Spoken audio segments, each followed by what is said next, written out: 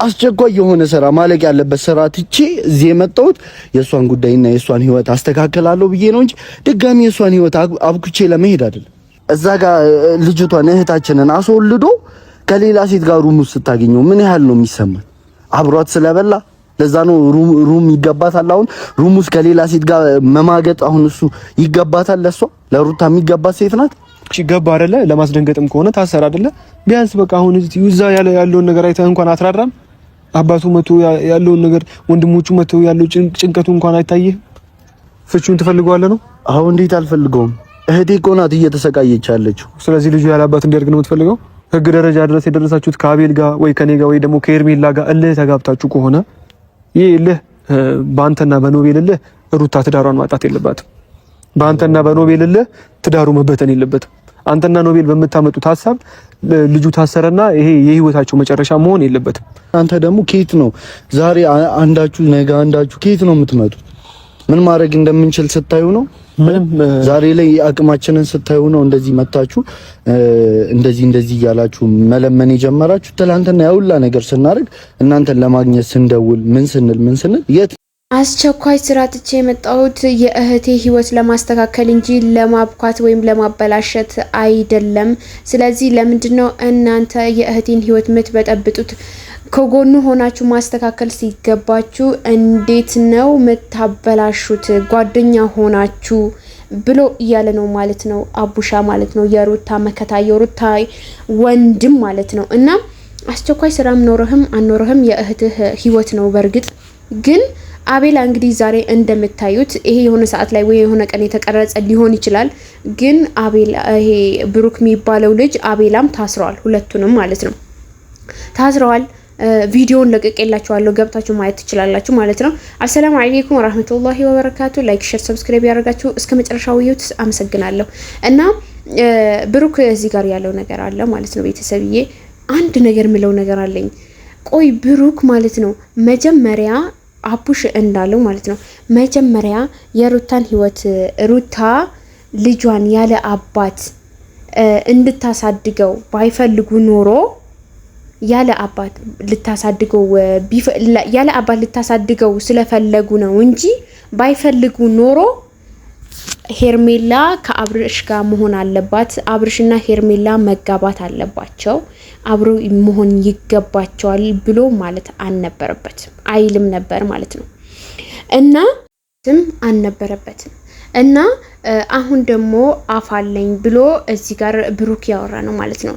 ግን ደስ የሚለው ነገር ዛሬ አፉን አዘግተውታል ማለት ነው። ታስረዋል ብሩክ ማለት ነው። ብሩክ ታስረዋል። ግን ብሩክ ያሳሰረው ቤተሰብ ብሩክን ያሳሰረው ፈረንጁ ነው ያሳሰረው። ፈረንጁ ነው ዞሮ እንግዲህ እቤቱ መጥቶ ፈልጎት ምናምን ነገር መልስ ራሱ ጥያቄ ራሱ ሲጠይቆ በስነ ስርዓት አልመልስም ብሎ ሁላ እየተደባደቡ ሁላ ነበር፣ እየተጣሉ ሁላ ነበር ማለት ነው ቤተሰብዬና ከዛ ዛሬ ደግሞ ያው አጋጣሚ ሆኖ ወይ ጠዋት ይሆናል ወይ ከሰዓት ይሆናል ተገናኝተዋል። እንግዲህ ከዚህ ጋር ማለት ተገናኝተው በስነ ስርዓት ነው ያወራው የሩታ ወንድም ማለት ነው። በስነ ስርዓት አውርቶት ተለያይተዋል። አስቡት።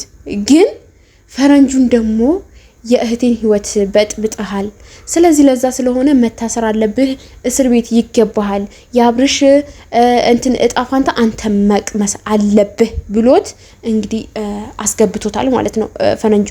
ግን እዚህ ጋር መጥቶ የእህቴን ህይወት እንደዚህ ብሎ ሄደህ ለምን ታናግራቸዋለህ? እነሱ በቃ አንዴ አድርገውታል። አለበለዚያ ማሳሰር ነው፣ በቃ በህግ ማስጠየቅ ነው እንጂ እዚህ ጋር የእህቴ ህይወት እንደዚህ ያበላሽታል፣ እንደዚህ ያብኩታል፣ እንደዛ እነሱ የመጡ እኮ ሌላ ነገር ነው የሚያወሩት። እኛ ሩታን እንፈልጋታለን። የሩታ ልጇ ያለ አባት ልታሳድግ ትፈልጋለህ ወይ? እንዴት ይለያዩ ብለህ ትላለህ ያለው ነው እንግዲህ ማለት ነው። አይታችሁታል። ሊለያዩ አው ፈልጋለሁ ብለዋል ወንድሟ ማለት ነው። ሊለያዩ ይፈልጋለሁ። እህቴ ናት እዛ ጋር የምትሰቃየው፣ እየተሰቃየች ያለችው እህቴ ናት። እንዴት እንደዚህ አይነት ነገር ታደርጋለህ? ያለያያችሁ ይሄንን ነገር ማድረግ የነበረባችሁ በፊት ነበር እንጂ አሁን አልነበረም። እና ዋና ነገሩ እንትን ዳገቱ ወጣችሁ ከጨረሳችሁ በኋላ ነገሩን ከጨረሳችሁት በኋላ አሁን ላይ አብርሽና ሩታ አንድ ላይ መሆን አለባቸው። ሩታና አብርሽ ደግሞ ልጃቸው አብሮ ማሳደግ አለባቸው ብሎ ሲል ራሱ እዚህ ጋር አያፍርም። አልፎም ተርፎም ደግሞ እዚህ ጋር እሱ ይሄ ብሩክ ተብዮ ምን ይላል? አባቱ የሩታ እንትን የጉዳቷን አላወቀላትም፣ የሷም አላዘነም፣ የሩታ ማለት ነው።